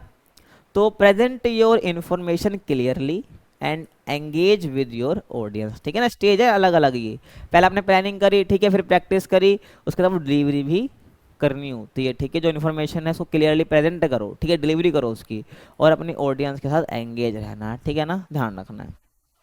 उसके फिर क्वेश्चन आंसर सेशन होना चाहिए। स्पीच दे दी, उसके बाद क्वेश्चन भी पूछो, ठीक है। Answer questions from the audience to clarify points. अब जो ऑडियंस आपको सुन रही है, जहाँ पर आप प्रेजेंटेशन दे रहे हो, तो वहाँ पर नहीं कुछ क्वेश्चन तो उसके आंसर दो, ठीक है। तो यहाँ पर ये बात हो जाएगी, और लास्ट में फीडबैक हो जाएगा, ठीक है ना। तो हमारे क्या होते हैं? स्टेज होते हैं प्रेजेंटेशन के। Get comments on your presentation to improve next time, ठीक है। जो हमारे समझ सकते हो, जो भी फीडबैक हमको देते हैं वो ऑडियंस ही होती है, ठीक है। तो वो फीडबैक देते हैं और हमको उस पर क्या काम करना होता है, ताकि हम नेक्स्ट टाइम वो गलती ना करें। आया समझ? अब देखो, जो हमारा अगला क्वेश्चन आता है, इसमें सीवी प्रिपेयर करना होता है, ठीक है। हमें ध्यान रखना है भाई, सीवी बनाने के लिए भी आपके एग्जाम में होता है, ये पक्का 100% रिपीट है ये, ठीक है। ये वाला, ठीक है, एक्टिव पैसिव वाला जो मैंने आपको इससे पहले जस्ट पहले कराया, वो भी भाई 100% रिपीट होने हैं आपके, ठीक है ना। तो सीवी बनाना आपको आना चाहिए, ठीक है, सीवी बनाना आपको आना चाहिए। तो देखो भाई कैसे बनाते हैं सीवी। तो क्वेश्चन आपका इस प्रकार से आएगा, prepare a brief CV clearly mentioning your skills, ठीक है, education and experience and interest, ठीक है ना। सीवी क्या होता है? वही रिज्यूम है, ठीक है ना, रिज्यूम में, ठीक है, आप बायोडेटा कह लो, इसका मतलब सीवी होता है करिकुलम विटी, ठीक है, करिकुलम विटी इसको बोलते हैं। तो रिज्यूम में बायोडेटा, अब आजकल ये वर्ड थोड़े पुराने हो चुके हैं, तो इनकी जगह पर सीवी यूज होता है, ठीक है, कि भाई अपना सीवी क्या है, एनक्लोज्ड कर दो लेटर के साथ जब आप जॉब लेटर लिखते हो, ठीक है। वही बताऊंगा आपको, आगे है क्वेश्चन। समझ आया भाई क्या कहना चाह रहा हूँ मैं? ठीक है, कि भाई सीवी आपको बनाना आना चाहिए, जिसमें आप क्या स्किल्स दिखाओ, अपने एजुकेशन दिखाओ, एक्सपीरियंस दिखाओ और इंटरेस्ट दिखाओ, ठीक है।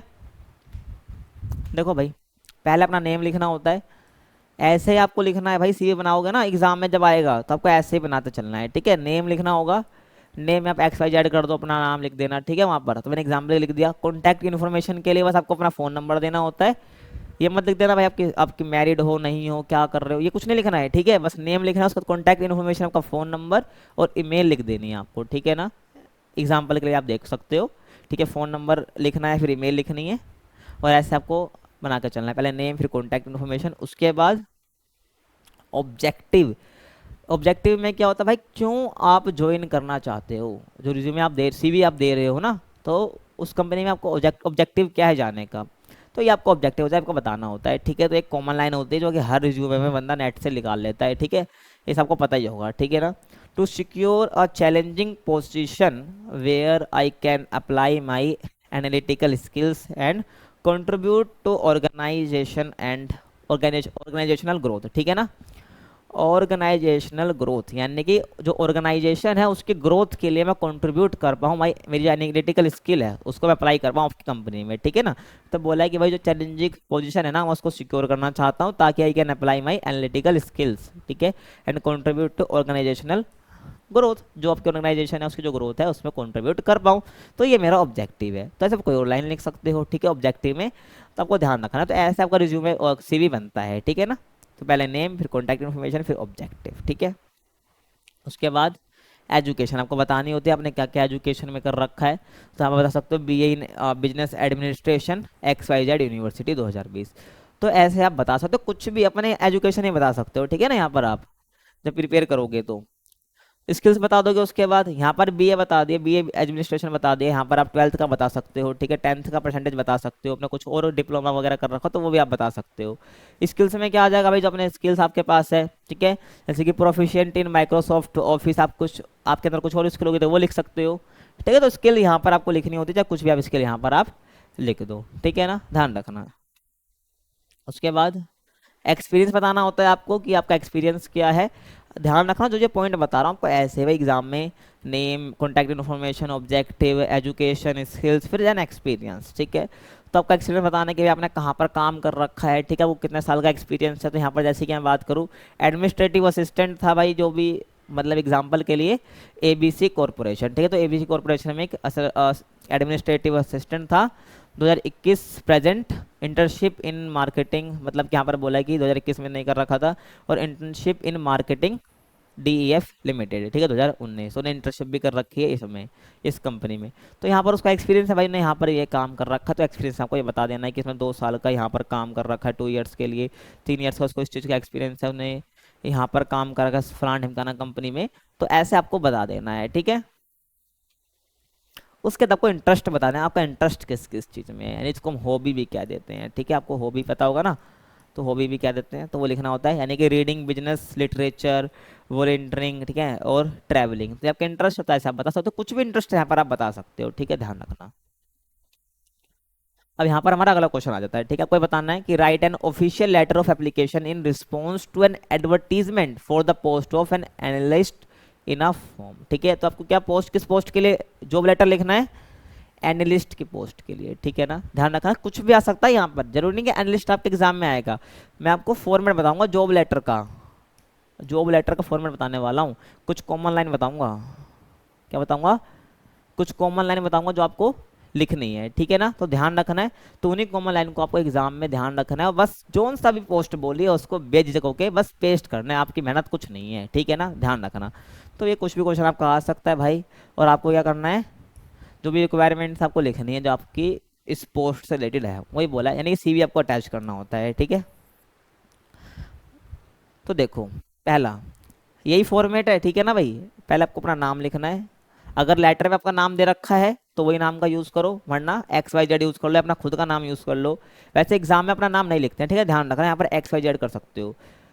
अपना एड्रेस दे सकते हो, एड्रेस कुछ भी डाल सकते हो, सिटी, स्टेट, जिप कोड, ठीक है। एड्रेस में आप ऐसे ये नेम लिखना है, और एड्रेस ऐसे हेडिंग नहीं डालनी है, ध्यान रखना, ना कि आपको अपना नेम लिखना है, बस योर नेम हेडिंग नहीं डालनी है। जैसे कि यहाँ पर मैं करूँ, मेरा नाम क्या जतिन है, मैं जतिन लिखूंगा, ठीक है। एड्रेस में मैं लिख दूंगा भाई हाउस A8, ठीक है, ये मेरा एरिया है नंगली विहार, तो ऐसे करके कुछ भी हम बता सकते हैं, ठीक है, XYZ यहाँ पर कुछ भी हम लिख सकते हैं। ये हेडिंग बता रहे हैं यहाँ पर आपका ये आएगा, ठीक है। आपको साथ में योर एड्रेस करके ऐसे नहीं बनाना, ये एड्रेस करके ऐसे, फिर आपको नहीं लिखना अपना एड्रेस, नहीं, ये गलत हो जाएगा, ठीक है। तो आपको ध्यान रखना है, ठीक है। तो आपको नेम लिखना है, फिर अपना एड्रेस लिखना है, जैसे कि यहाँ पर अब ये सब आ जाएगा, स्टेट लिखना है, सिटी लिखनी है, जिप कोड लिखना है, फिर आपको अपना ईमेल एड्रेस लिखना है, फिर फ़ोन नंबर लिखना है, देन उसको आपके बाद डेट लिखनी है, एक लाइन स्किप करके, ठीक है।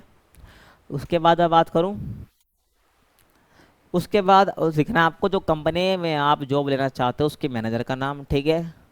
उसके बाद कंपनी का नेम, कंपनी का एड्रेस क्या है वो लिखना होता है, फिर सिटी वही कंपनी का एड्रेस में ये सब बताओगे, ठीक है ना आप। फिर सब्जेक्ट लिखोगे भाई किस पोस्ट के लिए आप अप्लाई कर रहे हो, ठीक है। जो भी आपको एडवर्टीजमेंट में देखा, आपने जहाँ से भी देखा उस जॉब के बारे में वो लिखना है। एप्लीकेशन फॉर, ये जॉब टाइटल है, ठीक है। देखो कॉमन लाइन है, एप्लीकेशन फॉर, कुछ भी जॉब आ जाए इस दुनिया से, ठीक है, तो वही आपको यहाँ पर पेल देनी है, ठीक है, लिख देनी है, यानी कि एप्लीकेशन फॉर डैश पोजीशन, ठीक है ना, यानी कि जॉब टाइटल जो भी आपका है। एप्लीकेशन फॉर एनालिस्ट था यहाँ पर, तो एनालिस्ट में लिख दूंगा, ठीक है। तो एप्लीकेशन फॉर एनालिस्ट पोजीशन, ठीक है, समझ आया। और डी उसके बाद डियर हायरिंग मैनेजर्स नेम, ठीक है ना, यानी कि जो भी आपका डियर लगाना है, उसके बाद आपका जो भी मैनेजर है तो उसका आपको नाम लिख देना है डायरेक्ट। अगर ये नहीं करना चाहते हो तो आपको बस सर या मैम करके करके छोड़ देना है, ठीक है। डियर भी मत लगाओ, या तो यहाँ पर आप सर मैम कर दो, या तो डियर और जो उसका नाम है ना जो मैनेजर का, तो वो लिख दो बस। आगे समझ, आगे देखो।